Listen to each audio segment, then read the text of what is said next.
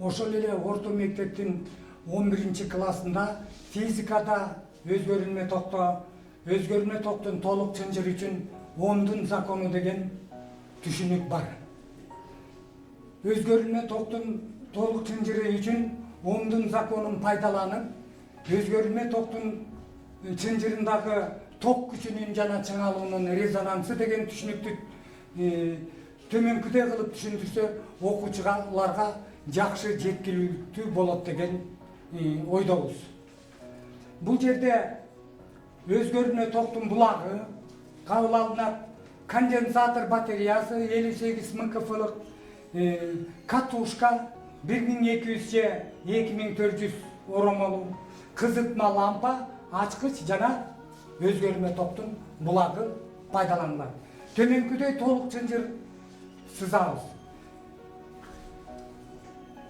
Индуктивдүү катушка, конденсаторлор батареясы жана кызытма лампа токтун булагына удаалаш туташтырылат. Туюк чынжыр үчүн Ohm'дун закону токтун күчү чыңалууну толук каршылык зетке бөлгөнгө барабар. Бул жерде толук каршылык мамынуунда үчөө учурунда. Тамыр астында активдүү каршылыктын квадратына, индуктивдүү каршылыктан сыйымдуулук каршылыкты кеңиткен квадратына алып кеңитип кошконго барабар. Же болбосо бул жерде индуктивдүү каршылык омега эл экенин билебиз, ал эми сыйымдуулук каршылык болсо бир бөлүнгөн омега с экенин билебиз.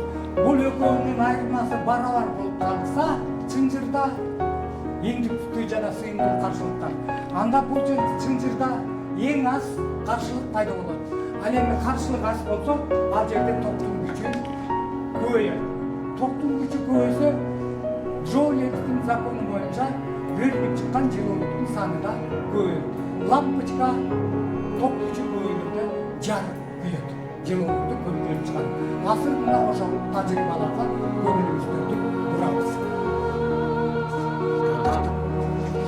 Бул жерде өзгөрүлмө токтун булагы, кызытма лампа, индуктивдүү катушка, бул жерде бул катушкада 1200 жана 2400 оромо деген клеммалар бар. Ага удаалаш 58 микрофарадалык конденсаторлор батареясы, бул 3 курал удаалаш туташтырылган. Эгерде азыр биз өзгөрүлмө токтун булагын берсек, бул үчөөгө каршылык жасайт. Туюк чынжыр үчүн Ohm'дун законундай болот. Эми мына бул жерде сыйымдуу каршылык менен индуктивдүү каршылыктын барабар болгон моментине жетишибиз керек. Азыр батареялар конденсаторда сыйымдуулук 4 микрофарадада турат. Лампочканын күйгөн жарык абалын көрүп турасыздар.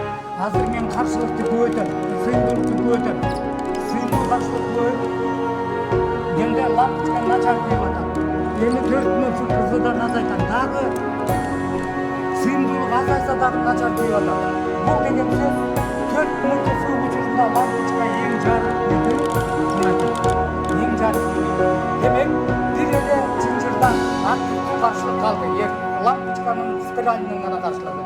Индуктивдүү каршылык менен сыйымдуу каршылык бири-бирине барабар болуп жоюшуп кетти. Каршылык чынжырда эң аз, токтун күчү эң көп. Ток күчү үчүн азыр резонанс курулушу болуп жатат. Ал эми чыңалуунун резонансы радиотехникада колдонулат. Аны бөлөк сабакта өтөбүз.